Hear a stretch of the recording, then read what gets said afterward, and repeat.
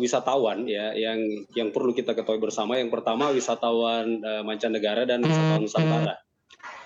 Kalau kita berbicara wisatawan mancanegara, ini semua tergantung kebijakan, Mas. Semua tergantung kebijakan, bagaimana kelonggaran kebijakan itu, bagaimana susahnya wisatawan masuk karena terkendala dengan karantina yang lalu, ya. Kemudian mulai longgar, ya. Kemudian bagaimana wisatawan mancanegara itu juga terkendala untuk keluar dari negaranya, ya. Tetapi ada satu hal yang menarik, bahwa jangan dianggap enteng yang namanya the power of wisatawan domestik. Nah, ini yang menarik. Ini yang membuat China sangat baik bergerak sendiri di negaranya dengan jumlah penduduk yang cukup signifikan, sama dengan Indonesia, ya, walaupun masih lebih besar Cina, ya. Tetapi mereka bergerak di negaranya membuat pariwisata di negaranya itu bisa bangkit melalui wisatawan domestik. Nah, tentunya kendala-kendala itu yang kita harapkan bisa ditekan lagi, ya. Ya kita tahu belakangan ini booster sudah mulai digalakkan lagi, tetapi yang menjadi kendala paling menghambat tempo hari adalah karantina. Bukan hanya dari sisi waktu, tetapi biaya juga sangat-sangat mengganggu jalannya atau bergeraknya wisatawan baik mancanegara maupun domestik.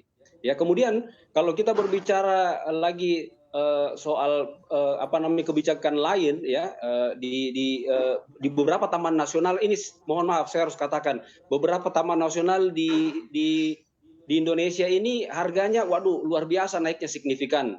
Baru-baru ini Komodo naik lagi, ya,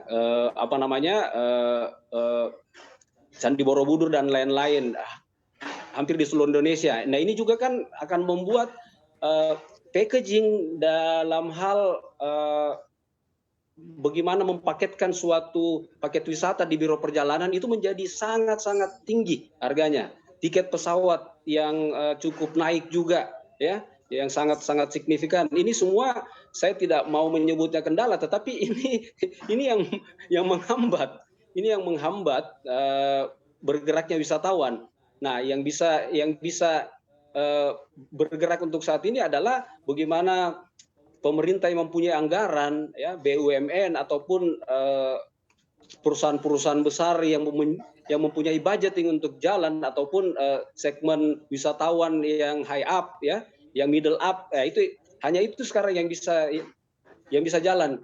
Kita tidak bisa menganggap enteng, ya, bahwa COVID ini mungkin dia kembali nilai, tetapi booster ini juga salah satu hal yang memang membuat orang mempending dulu. Jadi dia harus mencari booster dulu, baru dia akan ini berangkat. Jadi yang kita harapkan adalah bagaimana dukungan pemerintah untuk industri ini. Ayolah, gerakanlah industri kami, bergeraklah dengan menggunakan jasa travel agent, ya. Bergeraklah dengan memberdayakan biro perjalanan yang sangat banyak jumlahnya di seluruh Indonesia. Itu yang kita harapkan, Mas, untuk bisa bergerak kembali dan bisa pulih kembali. Oke, baik. Pak Didi, Anda menarik juga begitu, tadi Anda sempat menyebut the power of wisatawan domestik. Apakah memang kalau kita lihat persentasenya begitu dengan wisatawan mancanegara, apakah memang sudah menyamai tingkat dari belanjanya? Karena kalau kita perhatikan juga, apakah memang dari tingkat belanjanya atau karena memang jumlahnya yang lebih banyak dibanding wisatawan mancanegara?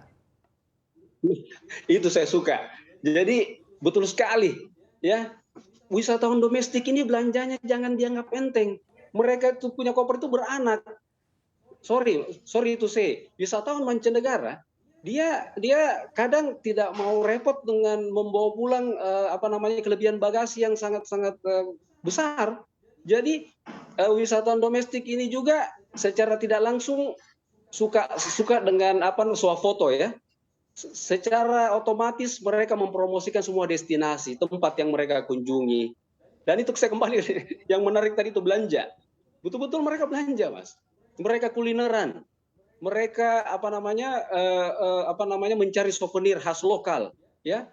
Bahkan mereka tidak ragu-ragu untuk mendoskan mereka punya oleh-oleh untuk dibawa pulang ke daerahnya dan membagikan ke sanak saudaranya, ya. Nah, inilah yang ingin saya garis bawahi, bahwa the power of wisatawan domestik ini memang kita sangat butuhkan